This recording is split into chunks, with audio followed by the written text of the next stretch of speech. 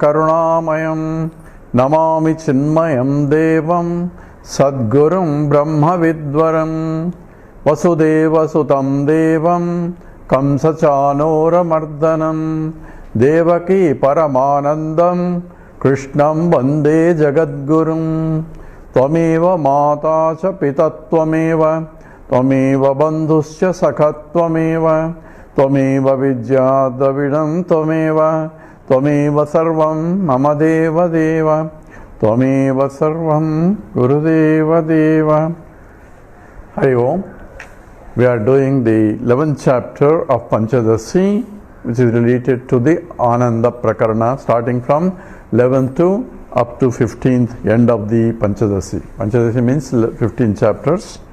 And we said the last 5 chapters deals with the Ananda, and before that the previous 5 chapters is on the Chit aspect and on the Sat aspect. And now we are discussing the proposition that based on the scriptural teaching and also on the base of experience, that in the deep sleep state we are experiencing Ananda, because everybody is happy, and everybody is happy because there is no duality, number one, and it is an experiential happiness. At the same time, there is no experiencer, experience and experiencing. That triad, which is Triputi, is not there. Because any other experience we have, say I experience this, means there is a experience is different from experiencer, because I am a subject and there is an object that I am experiencing, and there is a means of experience. If it is something to eat, I have to do, the eating becomes a means for me to enjoy the food. If I have to listen a music, then I am experiencing the music, but listening is a process. So depending upon the nature of the object, the relationship or means of experiencing is also established. In all experiences, there is a Triputi, and we want to experience happiness. So we are looking for happiness, and what we want is experience happiness itself. But happiness is not a product or is not an object by itself, and therefore we experience an object, and in the process we want to get happiness. How do we get happiness in the process? Because we are longing for an object, and when we are longing for an object and we go after the object, and when we get the object, the mind that has been longing, agitated to gain that object is now become calm and quiet and serene, and in those moments we experience our own happiness reflected there. So for happiness to be experienced, number one, the mind has to be calm and quiet, and that mind and calm and quiet is experienced by the mind itself, and that's essentially what the happiness is. But we relate that happiness to an object, so it's object oriented happiness. Depending upon how much I am longing for, that much my mind is agitated to have it. I want it, I want it, I want it. The more I want it, when I get it, I am more happy. That means my mind becomes more calm and quiet. All perturbations are gone, and therefore I feel happy. But in my case, because of the object brought my mind, therefore I assume that it is the object brought, or it is the object that caused happiness. So therefore, if you look at what is happiness, people have different theories. Oh, doing this is happiness, achieving your goals is happiness, fulfilling your dreams are happiness. All these statements are there, and also the statements happiness is your own, comes from your own too. When happiness is coming from my own, why am I going after objects? So that's a problem, because even though logically I will try to understand that happiness is not an object, and it doesn't really come with an object. Happiness comes with a contented mind. A mind, when it becomes a contented, we see happiness. Still we go after object-oriented happiness throughout our life. It's not only in this life, we have been going after and after, and whenever we get happiness from an object, now we associate the happiness with the object, therefore we want to have the repeated experience again and again with the object, and that becomes an impression in the mind. I want this, I want this, I want this, and that becomes a vasana. Vasana means an impression for longing to repeat that experience if it is favorable, or longing to avoid that experience if it is painful. Both called raga is wanting it, and dvesha hating it, or due to my association with the object, whether the object brought me contentment or more agitations. So therefore, even though the logically it says it's the contented mind that is really happiness, we still associate with an object. Therefore, we go on and we depend upon the object-oriented happiness, and that becomes, we become a slave to the object. So as long as I depend on something other than myself for my happiness, I am in samsara. This has been going on not only in this life, life after life after life, and at last now I am getting into a situation where I understand now that objects don't have happiness. It's a useless pursuit trying to get happiness via objects. If I can get happiness by myself as I am, then why do I have to struggle hard to go out and get the happiness? That is what called examination of the whether I am getting my investment, my effort, am I getting back returns? That's why it's called parikshalokan karmachitan brahmano nirveda mayanascha krutakrutena. By actions I will not get what I am looking for. What I am looking for is eternal, permanent happiness, so that I don't have to go after again. That kind of happiness will never come through any activities. So by examining it, I now concluded that this is a useless pursuit. Only when I conclude that, then I stop going after it and I try to say, then what is a better way to do? Therefore, scripture says to that person who is able to examine and conclude that parikshalokan karmachidan brahmano nirveda mayanascha krutena, I cannot get the happiness through any of these pursuits, because the pursuits are finite and they only give you a finite result, and what I am looking for is infiniteness, because that is the only when I am completely full and there is no more longing for or wanting mind, because it's already full. So no more desires for the mind, because desire is only when there is the deficiency or inadequacy. If the mind doesn't feel inadequate, then there is no desire to eat. So if I am already full up to my neck, and if I go, hey, this is a beautiful, delicious food, please come and have lunch or dinner, they says no thanks. Why? Even though I like those foods or like those foods, I am full up to the neck, I cannot eat anymore. Same way, when a person recognizes that I am complete by myself, then there is no more longing to get happiness from outside. This is essentially what Krishna says prajahati yada kaman sarvan parthamanogadam atmani eva atmanatushtaha. He is reveling in himself by himself, because the self that he revels is source of happiness. I revel in something because only when it is a source of happiness. And Mahatma revels in himself because he is a source of happiness. Why he is a source of happiness? That's because he is full, complete. Atmani eva atmanatushtaha. He is reveling himself by himself only, because the self that he revels is Brahman. That is what essentially Krishna says. Therefore, prajahati yada kaman sarvan kaman. Prajahati, that means no desire for any object, no desire for anything at all, and that is what fullness, and that's happiness. But I can get this objectless happiness when I go to deep sleep state. And the question was, he says, how do you know that it's an objectless? Again, objectless means Advaita state. So it is an Advaita state of, and the deep sleep state nature is providing to show that happiness is Advaita. Advaita means non-dual. In the deep sleep state, there is no other than myself there. How do you know you are there? That's why I said I slept very well. That means I was there to sleep very well. And that statement itself says that my existence was there. So how do you know you are happy? See, it is there because I experienced the happiness. How do you know you experience? Because there is no triputi. That means there is no experiencer, experience and experiencing. So how do you say that you experience the happiness in the deep sleep state?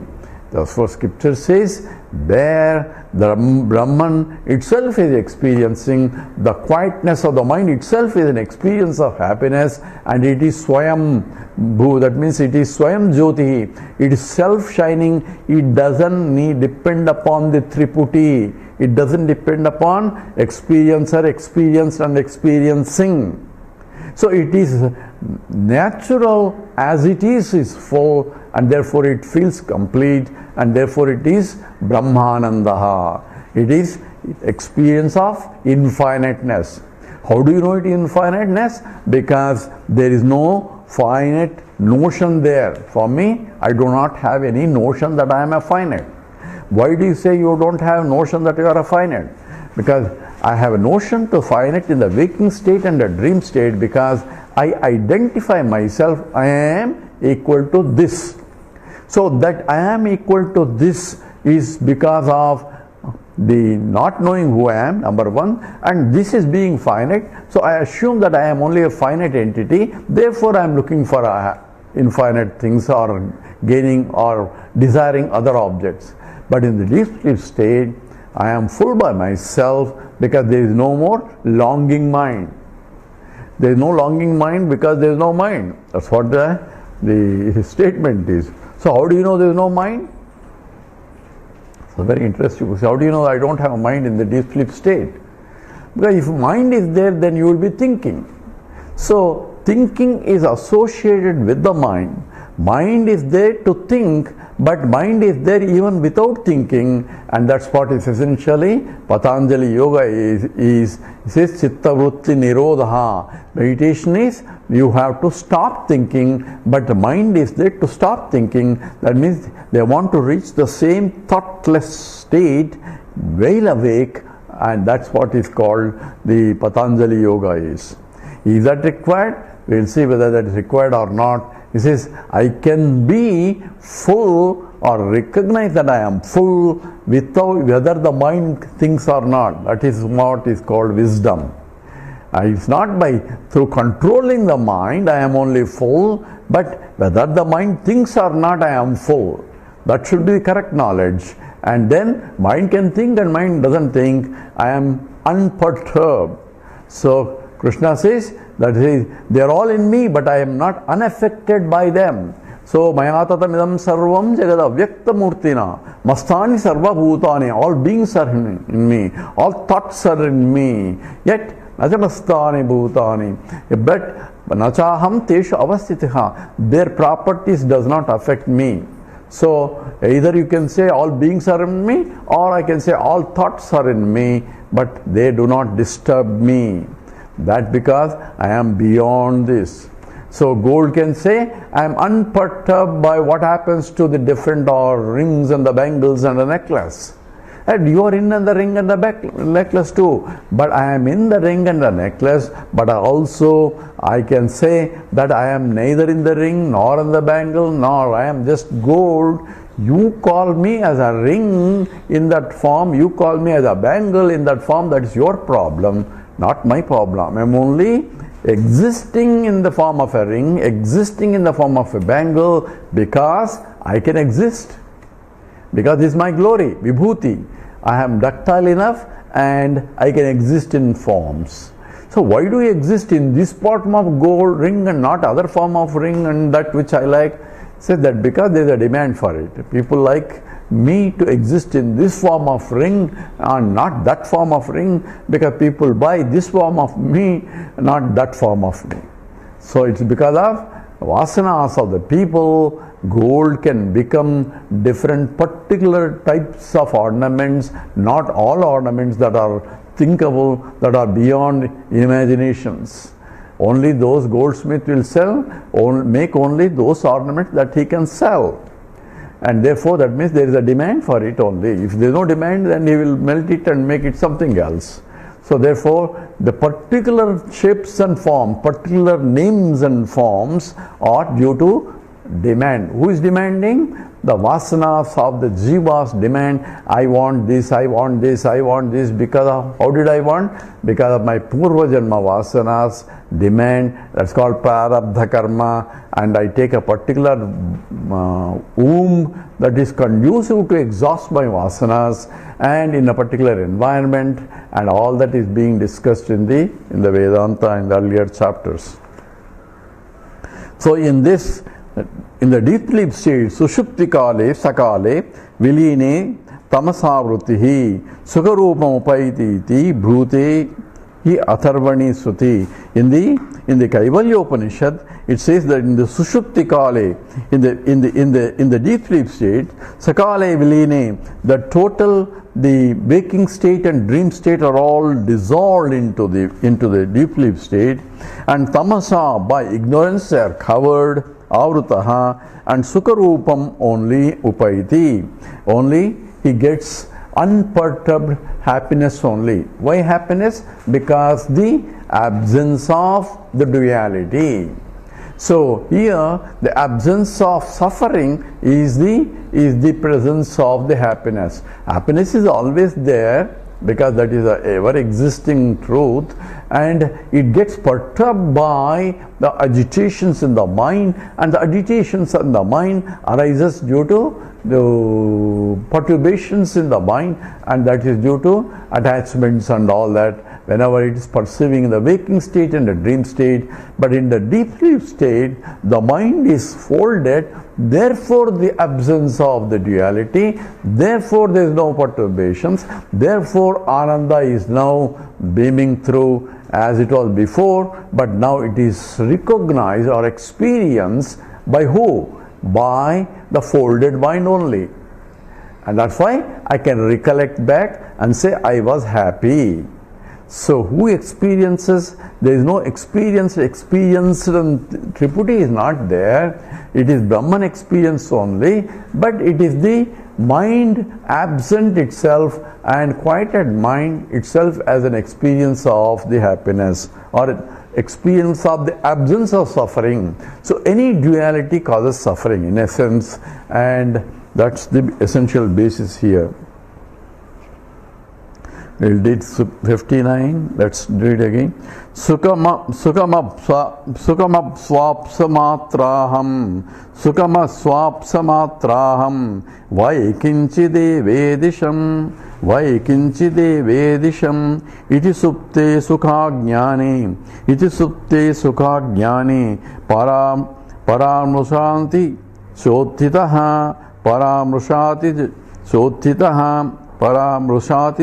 chottitaha together. Sukamam swapsumatraham vaikinchidevedisham iti supte sukhajnani paramrushati chottitaha. So astitaha, so awakened person, one who has awakened from the deep sleep state. Aham atra, I am in that deep sleep state. Sukham aswapsya, having slept or having enjoyed the happiness. Navai, not indeed, kinchid avedisham, know anything. So I am enjoyed the happiness, but I do not know anything. Iti supte, in the deep sleep state, sukha ajnane, blissful ignorance. Sukham and ajnanam, sukham ajnane. So blissful ignorance, paramrasati, he remembers. Paramrasati. So he remembers once awake from the deep sleep state that I enjoyed the sukham and ajnanam. I enjoyed the happiness. So what did you do there? I don't know. Where were you? I don't know. How long you slept? I don't know. Where did you sleep? I don't know. When I am in the deep sleep state, I have no knowledge of anything in the world other than the fact that I slept very well and I am happy. So these two statements is made by who? By the mind. A waker's mind recollects experience. So theory of recollection is one who experiences alone can recollect. So I cannot recollect what happened in Himalayas because I have never been there. So if you tell me some experience of your experience, I can only say he experienced this and this. That's all I can tell. But I cannot say I experienced because I have never experienced that. But here, when I get up from the deep sleep state, I make a statement, I slept very well. I was happy. So I had a good sleep, enjoyable sleep. So if I don't sleep, I complain because I didn't have any sleep, and his eyes looks red and he is perturbed. His mind is not calm and quiet, irritable. All that because the mind has not slept. So that shows that sleeping makes the mind happy. So the absence of everything is a sleep. So when you ask a person who got up, I slept very well. Did you sleep very well? Yes, I slept very well. Though it's a knowledge and the statement of recollection, and the theory of recollection is experiencer has to be same as the one who can recollect. So that's a law of recollection. So that means I must have experienced that to say that now I say I enjoyed the sleep or I slept very well. What did you do? I don't know. I don't know is constant, the ignorance of everything. So ignorance of what? It's not only ignorance of subject, object, but ignorance of my own self. So we have to be very careful. Ignorance of what? Ignorance of my own self, we say, because I don't know who I am there also. So who slept very well? I slept very well. Who are you to sleep very well? Say, who am I? I am so and so. I identify I am so and so in the waking state. That means I am this, and I am this cannot be made in the deep sleep state because this is not there. I am only there. So there is no object relationship is not there, and the mind itself is as though folded, so still it experiences. So who is the experiencer in the deep sleep state? Initially it said it is self-shining. It is self-shining all the time actually. It's self-existing, self-shining, self-revealing. But the revelation of that Brahmananda is felt as absence of duality by the deep sleeper. Therefore, the mind as though records that experience in the form and says in the morning when you get up, says, I slept very well. Is a statement of the mind. Is it a law? Is it a statement based on the experience or based on the logic? What's the logic here? I was there before and I was not there later, and therefore it's a statement of inference. It says, therefore I must have slept very well. It's not I must have slept. No, it's called inferential sleep. I gave example before that I was sitting in a room in a meditation, and my wife, I was closing my eyes and meditating, and my wife brought a plate of laddu, and looking at me, says it won't bother him, so he put a plate of laddu there and went, closed the door and went. After an hour, when she wanted to pick up that laddu's back, and we opened the door, there's only empty plate. So he says, what did you do? You ate all those laddu. Say, how do you say I ate that laddu? I'm meditating. So what do you mean you are meditating? I brought the laddu there before, and now laddu is not there. So you must have eaten laddu. So this is called inferential eating laddu. So that remains as inference only unless I am feeling full that I cannot eat anymore, because 10 laddus are quite enough to eat for me. So After eating, they say, come for lunch. No, I am full. So how do you full? Obviously, I must have eaten all those laddus. So it is not inferential eating of laddu. It's an experiential of eating laddu. So therefore, the experience is different from inference, logic. That's what we discussed before.